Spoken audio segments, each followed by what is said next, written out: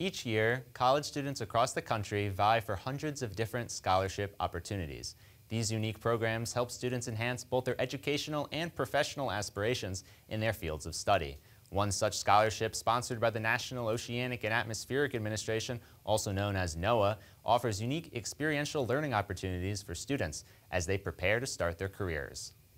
The NOAA Hollings Scholarship is named after U.S. Senator Ernest F. Hollings, who served as a senator from South Carolina for 38 years. Hollings was instrumental in forming many key sectors of the National Oceanic and Atmospheric Administration.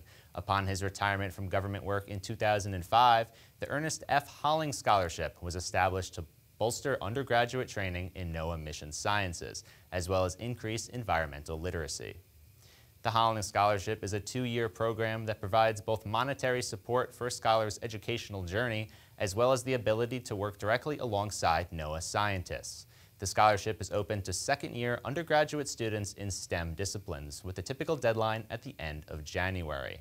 Notifications of acceptance are sent out by April, and right away, new scholars are wrapped into plenty of new experiences. When you get accepted for it, they basically send you to this trip down to Silver Spring, Maryland, which is where the National Weather Service NOAA headquarters is. And you get to meet like all the different agencies within NOAA, because the scholarship isn't just like a meteorology specific scholarship. It's actually, I would say, more dominated by people who aren't meteorologists. A lot of fisheries people, a lot of wildlife people. And so that 3-day orientation trip that's down in Silver Spring is you get to meet all the other scholars, and they tell you about all the opportunities within NOAA. And those opportunities are quite vast. During the first year of the program, Hollings scholars work to find a NOAA scientist to serve as a mentor during a summer internship.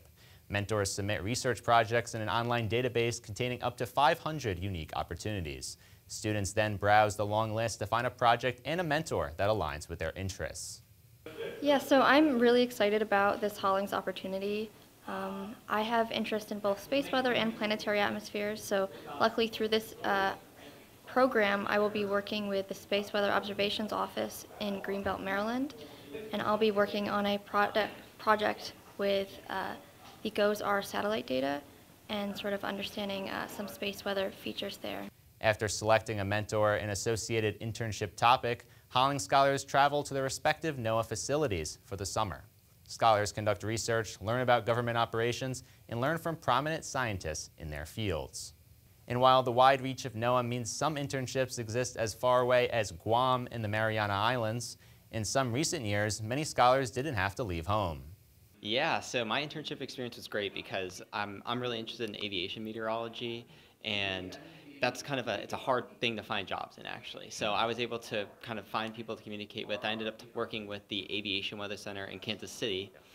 And although my internship was actually during the pandemic in 2020, I did it remotely.